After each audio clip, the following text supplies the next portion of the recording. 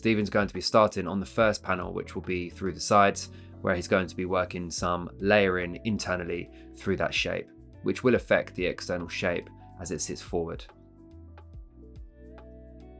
The vertical shape that Stephen's working through on this haircut is going to be a rounded shape, where he's working with the hair coming directly out from the head, perpendicular, meaning that there's no corners of weight being built up at all. He's choosing a length that is going to be desirable to sit forward on the front of the face where the cheekbone lays. Generally speaking, the length that he cuts through the side panel as he moves up in towards the top of the zone is going to be the same as it is through the side. So he's choosing a length where it's going to be sitting long enough on the face around the jawline and also short enough for it to have shorter internal layers running through the top, working with that round cutting line. We can see that he's finished that front panel, and you can now analyze the hair and see how it's sitting and laying as it wants to sit forward on the face because of the direction of the hair and the sections that he's been cutting it to. Once you're happy with the overall look of the internal and external shape right now through that front side panel, we're now going to move in towards the back area behind the ear, where we're going to be taking a small area of the section in front of the ear, using it as a guide, and then pushing the section behind the ear in the new zone into the previous section on the old zone. As we reach the last section on the back of the head, you'll be glad to know that this is one of the last sections that we'll be doing through the back and the sides. This is the main foundation of this whole haircut, which we've already worked, most likely about 75 to 80% of all the hair that we're cutting. So once this is done, this is all of the hard work done.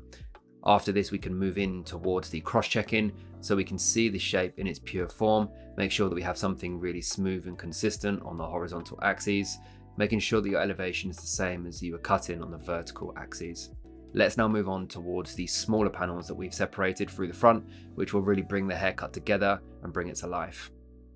Take a central part in all the way from that halo section in towards the front, and then we're going to be working a length that connects in towards the front zone, where we feel that it's going to be a good length that runs in towards the fringe panel. So you're taking a technical guess and calculation at the moment, which should work beautifully in towards that back crown area. So as you can see, Stephen's created the length of the front that he wants to see, then connecting it in at the back of the zone, and then all he has to do is connect the lengths from the back to the front of the zone that he's just created, removing all of that internal weight. Technically, it's not a complete square shape that he's cutting, or even a complete round shape. It's something that's quite fluid, working rounder in the back and squarer in the front. Stephen's now working in towards the fringe panel, where he's going to be working horizontal sections, 1 finger's depth back from the hairline. He's going to be working with the classic scissors, which is going to allow him to create a strong perimeter to start off with. It's important to not cut through all of that length and all of that weight through that zone at the same time, which is why it's important to break that down into smaller subsections. The way Stephen's going to be approaching the cutting line is with a little bit of elevation through the fingers and working with some point cutting on the actual tip of the scissor, which will create more of a softer, more textured finish on the actual cutting line. Once the guideline has been cut, Stephen's now going to move the hair around, manipulate the shape and the length a little bit, and see how it starts to frame the face once it's got a little bit of texture and movement in. Now that he's moved the hair around and he can start to see how it wants to sit and lay, he can make some more adjustments to the length through the front, where he's now going to be working with a razor, which is going to be really softening out those edges and making it much more of a feathered look through the perimeter.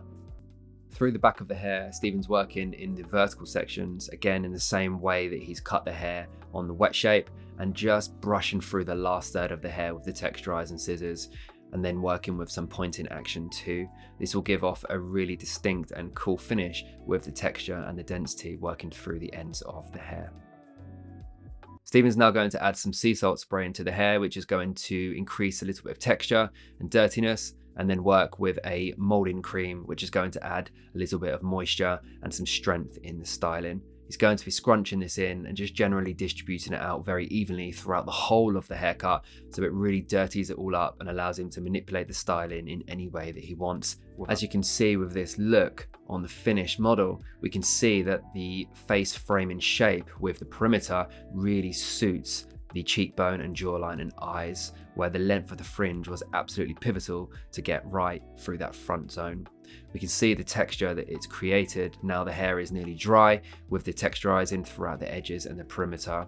We have this really short rounded shape working through the top, and then these really beautiful soft feminine areas that are extended in length through the perimeter where the jawline sits and through the nape area, working with a very suitable shape and style for this specific client with the color and the cut.